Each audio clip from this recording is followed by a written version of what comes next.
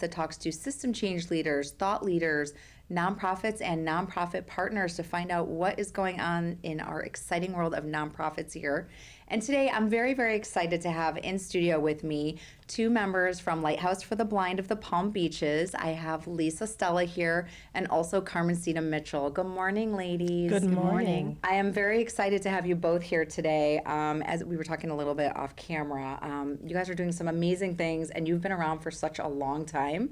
And I want everyone to know exactly all the great things that you have going on here, not only in Palm Beach, but we're covering 5 areas. Yes, 5 counties. Yeah, 5 counties, which is amazing to me. So we have a lot to talk about today. We're gonna try to keep it all squished in.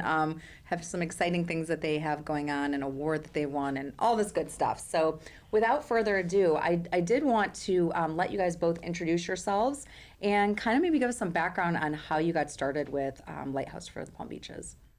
Well, we'll let the boss begin. Okay, perfect. Lisa, take it away. My name is Lisa Stella, and I'm the Executive Director for Lighthouse for the Blind. I've been in this role for 5 months. Oh my gosh. And prior to that, I was on the board. Okay, got you. And so what impressed me so much with this organization is that we have 4 members on the board that were prior clients. Oh my gosh. And they are so devoted and dedicated to the Lighthouse and everything that the Lighthouse does, and so thankful for the resources that the Lighthouse gave them too. Yeah. In addition to that, we also have 3, and it's going to be 4 starting next week, people who are prior clients that work for us. That's amazing. That are not only teaching others how to use the different kinds of assistive technology to help enhance their lives and help them be independent, but also understand and can be very empathetic. And the gal that's starting on Tuesday is going to be our part-time accountant. So we're very excited about that. That's very exciting. And so cool to have people like full circle that, you know, started out just receiving services and now are just so engaged in the actual organization. That's got to be really fulfilling to watch that. It is, and it's a labor of love. There's a lot of joy, and you get a chance to really experience it every day, and there's nothing like it. That's amazing. Well, congrats in your role that you've just Thank you. freshly moved into. That's very exciting. That's very exciting. And Carmencita, tell us about how you got involved. Yes, well, we're delighted to be here. I am Carmencita Mitchell. I am a professor of English at Palm Beach State College. I'm the chairwoman of the board to PalmTran, and I sit on its subcommittees, but I'm also the vice chair of the board of this wonderful organization. And since you speak about coming full circle and how we got involved, well, I have served in the tripartite role as board member, now vice chair, volunteer, and I began my tenure at the Lighthouse as a client because I actually have vision impairment. So it's been a wonderful journey going through all the different steps and echelons. And so I, of all people, understand how important the organization is to our community, our community being Palm Beach, Martin, et cetera, but also our community of those with vision impairment and blindness. So we're just delighted to be here and talk about this amazing organization. And we're also delighted to welcome our new executive director who has the vision that we need to move this organization into our next 75 or 80 years. Well, the timing is perfect. There's a lot of exciting things going on, which I'm happy that you both are here. Tell me a little bit about how Lighthouse for the Blind got started. So it's been around since 1946. So how has it evolved, and you know, where did it start from, and where are we at today with everything? It started by the Lions Club. And actually, they had a building on Dixie Highway that was 22,000 square feet. And at that time, when they were doing the rehabilitation services, again, it's from 0 to expiration. They provide services for us, so it's a whole lifespan, depending on, and we meet you where you need us to meet you, so we can help you be your best. And so from there, they did have a portion of that building that was for manufacturing, so they had people that they gave a vocation to, and they were doing that. And then also services for babies, for adults, and you name it. And then they moved over and merged with Goodwill over time. And we have since separated from Goodwill. It'll be 5 years next year. So we are independent, but the one thing that people need to know that they don't understand is that there isn't a national lighthouse that we funnel up to. Every lighthouse is independent. Okay. So we are responsible for making sure that we provide the services and have the resources available to our community. And we do work with the Division of Blind Services for funding, and we have contracts with them. But the good news is about working independently is that we also are able to collaborate with other lighthouses within the state by being a member of the Florida Agency Serving the Blind. And then we can negotiate with the Division of Blind Services to make sure that we are getting the compensation and the tools that are needed to service the clients that we are responsible for in our communities. Okay, interesting. And so now, since it is birth to forever on, the age of services, how do you guys categorize that? And is there a certain set of different services and tools that are available based on, maybe just a certain segment of age? Yes. We have blind babies. So obviously blind babies are not going to be able to see anything. They have to learn orientation and mobility to be able to get around. And a lot of the times those are the best candidates for Braille because they don't, they can't see, so they can learn Braille right away and then use it as a resource. And then there's a children's program. And they're assisted in the public school system, but then we provide services outside of that on weekends and evenings. Okay. Plus, we have a lot of activities that we do with the children. We have a prom that we do for the teenagers. Oh, I love that. They have summer camp for the different ages, the younger kids and also the teens. They go to Disney. They have a camp where they collaborate with the other lighthouses within the state, and they get a chance to get to know each other and feel like they're part of a community, and nobody's different. Everybody is the same and totally understand each other. How many other lighthouses are there in the state? I don't know offhand, but we have in our organization, that's a membership organization, and of course you have to pay to play, there's 15 of us in there. Okay. But there's others, like there are individual lighthouses. There's a Miami Lighthouse. The Fort Lauderdale Lighthouse is part of the FASB organization. But there's others too that chose not to be part of it, and that's fine. Yeah, it's fine.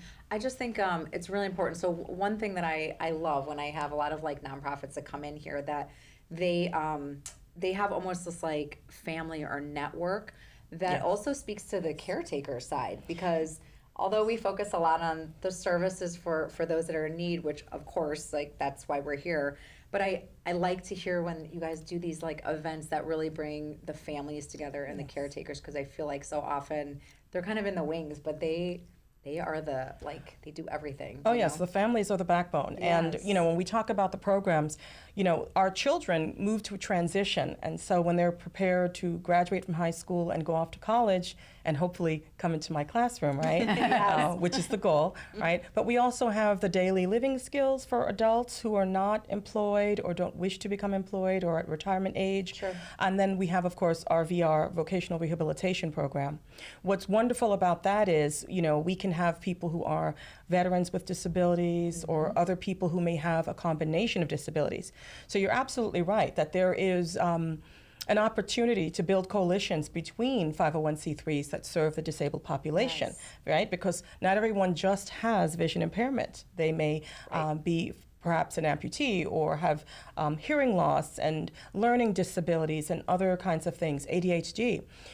What's unique about our programs is that new to us in the last few years, we actually offer a caregiver support group. Oh, that's awesome. So that those who are caring for, because having a child with blindness or an elder parent or spouse or what have you, takes a great deal of patience. And because the caregiver was with them all the time, we need to have support for them. So a lot of time, the programs that we do, while many of them are geared toward the individual with the vision loss, we do have many things. In fact, I think Lisa will speak about our upcoming Christmas party that will support the families as well as those with vision loss. Amazing. We'll get to the events at the end, because everybody loves the events and the fundraisers, so we'll get to that for sure. But talking about collaboration, what's really exciting to us is that people say, well, what does a blind person look like? Look in the mirror. It could be anybody. Quite honestly. Yeah, for sure. And that being said, just because you can't see doesn't mean that you're not capable to do great things. Absolutely. And what we have done is we had gotten a grant, so we are able to work with people who want to go back to work. And learn a new vocation. We have 6 people enrolled in the Recipes for Success program. It's a culinary program. That's 8 so weeks, fun. 3 Yeah, times a week. that's great. And they started last week. And I went there and I took some photographs and I saw them in action. They were cutting carrots, they were cutting celery, they were seasoning their chicken, then they were sautéing it. And then, of course, after they prepared this meal, they were able to eat it together. But I think that is so huge to have that, to be able to show that to other people and say, hey, you might have, you know, a vision impairment too, but that doesn't stop you. Absolutely Look, not. look what your colleagues are doing, you know, in this program. And I think that just bolsters and gives that like push maybe to somebody that Right. might not have the confidence to really think that they can do it. But to see people actually going out and doing it is huge. And the chef is very patient. He loves to work with people with disabilities. And this is the first time he's worked with the visually impaired community. And he can't say enough wonderful things. I love that. But the best part is that one of the participants actually sent us an email Friday. She was there Tuesday, Wednesday, and Thursday. And she said, I've had the best time this week. I can't wait to go back next week. Oh, see, like what a testament to like that program. And that's just getting started, right? Well, that's really what it's about, because Yeah. the Lighthouse itself is really a recipe for success, right?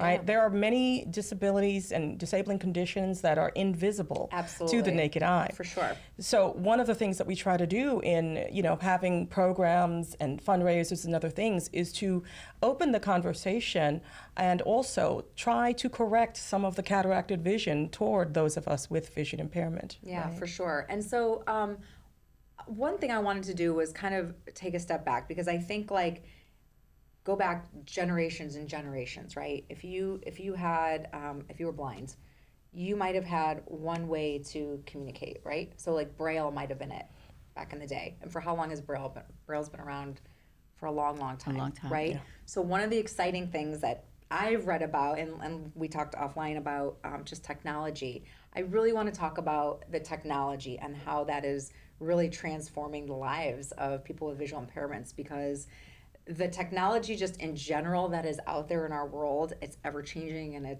there's so much going on. Let's talk about the things that are in place now that are really changing the life of somebody with a visual impairment. Lisa, I know you're passionate about that, and I want you to like really talk about some of these programs, because I think it's really cool, and it's really advanced a lot of things for visually impaired people, and I think it's neat. Again, people use an iPhone. Yeah. People who are visually impaired use an iPhone or an Android. There are different programs that are available on each of these phones that will speak to you. Artificial intelligence will help you read labels on medication, help you read labels on food. If you're pointing at something, will tell you where you are, what store you're in front of, or what street you're in front of, based on what you have. So there's so many things available to help you with independence and to be able to be mobile. Yeah. In addition to that, if you have a vocation, there's adaptive software that can work with regular programs like QuickBooks and Word that will help you maximize your use, because it can also speak to you and guide you and tell you what you need to do. And again, I'm not a user of these things, but I know Carmencita has used them. So how has it enhanced your life by using some of the tools that you use? I'm glad you brought that up. Yes, I think this is so fascinating. What's really fascinating is that everyone has the obsession now with artificial intelligence, right? And as an English professor, we grapple with that, and how do we have authenticity in the English classroom and use AI in an ethical manner. But what people don't realize is that AI has been around for decades upon decades. Those of us in the vision impaired community had our first experience with the Kurzweil machine, right? Developed by Raymond Kurzweil. So, you know, this was the infancy, if you will, of artificial intelligence that gives us the OCR, right? The voice and text to speech. And so when we engage today, we're already ahead of that curve, right? Because we know how to listen. And interestingly enough, I had an opportunity recently to attend the NAMI. I'm sure you know that organization. NAMI. And they did a demonstration about what it's like to experience schizophrenia. Okay. Well, everyone had their challenges, listening and hearing voices that were disruptive. And I said, I'm okay with this, and I can concentrate, and I can do all the tasks that you asked, because as vision impaired persons, we are constantly interacting with, using, and listening to assistive technology. Right. So we know how to compartmentalize the voices and use them for what we need, but also not to allow them to become disruptive. So we really have a unique perspective when it comes to utilizing technology. And it's fascinating to watch my students when they see me moving my camera, because I can see them, from long distances where I don't have the visual acuity to do that. Or if they hear the JAWS software or Zoom text or Fusion, Right. when they hear those things speaking, they're like, they get frazzled because what is that? vision is something that everyone's accustomed to using. It's that most people are visual learners, but the unique thing about those of us with vision impairment is that we utilize visual, right, auditory, and tactile all at the same All time. at the same time. So Incredible. Yeah, I really love that. And Lisa, please, because this is really, really cool. This is very cool. I'm going to let Lisa talk about this. We were nominated for the Golden Palm Award that is sponsored by the South Florida Tech Hub, which is a membership organization of information technology companies here in South Florida. And we were nominated for the Inclusion Champion and also Education Champion Awards. And they were just so impressed with us. We thought that we had a really good chance of winning, especially the Inclusion Award. So as a result of that evening, we were able to come to the MVP cocktail hour. And I figured that we were going to win inclusion, so I wanted to actually present Yes. the CEO of the South Florida Tech Hub with the latest and greatest new Barbie, fashionista Barbie, who happens to be visually impaired. She has her cane and her sunglasses. Again, what does a blind person look like? Like Barbie. Barbie. Right? Yeah. voila. Barbie. So it was really interesting. So here I am, I have this hidden in my purse, and this gentleman comes up to me and he says, "Hi, I'm Tony," as we're, networking with cocktails. And he said, "I work for Mattel." I said, "You work for Mattel?" And you're like, oh my gosh. I said, "Wait a minute." And I had to tell him I had a Barbie in my pocketbook and what my plan was. And he said to me, "Can I see it?" He said, "And can I take your picture with it?" And he did. Oh. And then he was going to LA and he was going to tell Mattel about us and our story and stuff. So we were really excited about that. But it was just so funny that who has a Barbie in their pocketbook and then Nobody. meets somebody from Mattel? It's like the game where you have to pull some random item out of your purse, and Lisa's like, I've got a Barbie here in my purse. And what's really funny though is during the awards ceremony, they named the inclusion person and it wasn't us, or the inclusion group. They named the education group and it wasn't us. However, then the CEO comes and she has a handwritten piece of paper. She said, "I have to tell you, this next organization is out of the ballpark. They use technology in ways that we didn't even think about using technology. Just amazing. So much so that we had to create an award for this organization. And we're calling it Tech for Good." Oh, that just, And I love this story so much. This is like an awesome story. and then she presented it to us. I was crying. I had Yeah. tears streaming down my face. It was just unbelievable when I went to the stage and got the award. But what an incredible honor. But people are so against technology, they don't realize how much good it can do and how Yes. life-changing it Yes. is. It's a total game changer. It's a life enhancement. It gives you quality of life. It gives you sustainability. It brings things to you that otherwise may not be available. Yeah, and to me, like, I feel like I'm obsessed with technology anyway. I'm always keeping up with, things that are coming out. And it just, I think about future generations, like babies born today with a visual impairment. How much further ahead are they going to be, by the time they're my age, with the technology, and how much will that change even in the next 10 years, 20 years, Right. So to me, it signifies a lot of hope that things can always change, and things are changing, and they change every day, as you know, on the tech field. And I just think that's really cool, and I'm really proud of you guys. I mean, you had a whole category, made up specifically for you. So I think that's really great. And I think that is a really important segue for us to get introduced to that community. For sure. So they can come and see what we're all about and what we do, and think about maybe new software they can create for us, or new devices they can create for us, and then expand that within the community, because it's not only us here in Palm Beach, Martin, St. Lucie, Indian River, and Okeechobee. It's nationwide. It's worldwide. Yeah. It's huge. Yeah. And I'm happy Lisa brought that up, because, there's an exciting opportunity to collaborate, right? Whether it's in higher education or technology fields, because again, what we use is technology, right? We have a wonderful, skillful low vision physician, Dr. Scott Gartner, who does our low vision evaluations, and he's the premier in pretty much the state, right? Many of our ophthalmologists have studied with him, because low vision is a very specific area of eye care, and so it takes a specific skill set. Not every person, not every optometrist is able to dispense glasses to someone with my visual acuity, right? Yes. And so we need partnerships in the technological community who can acknowledge what we do, but also start to create even more useful technology. And given the amount of people who are doing remote work at this time, and then of course those suffering from diabetic retinopathy, there are going to be, unfortunately, more and more people with vision loss coming up in the near future. Right.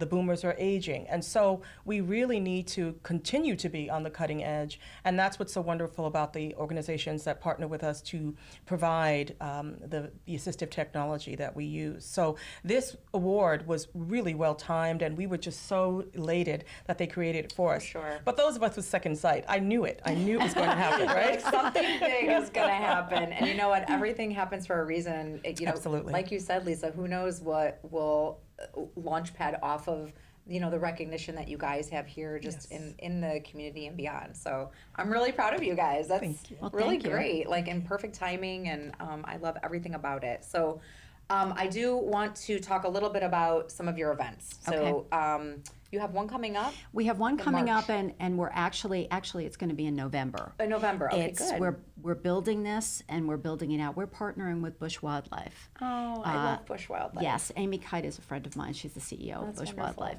And they are helping us create a before holiday extravaganza, if you will. On November 16th, Lighthouse goes wild for the holidays. So we will be celebrating the holidays before everybody else does. So we'll have everyone front and center, and we'll have their attention. Which is nice. But it's really for our community. It's for the children, their families, and the adults. Okay. In addition to that, what we are doing is inviting sponsors to come and celebrate with us by sponsoring tables and activities, a hot cocoa station, an ornament decorating station, that kind of things, so they can get to know our community on their level. And also what Bush Wildlife is doing is they're going to have a bunch of volunteers who are going to be walking around with different animals that the people will be able to enjoy up close and personal. Whereas Bush Wildlife, it's usually in cages. Yes. It's hard to see even if you are sighted. Right. This now you get a special close encounter to kick off the holidays. And we're also going to have Santa Claus there, and we're going to have the elves there. And The head elf. yes, she already planned it.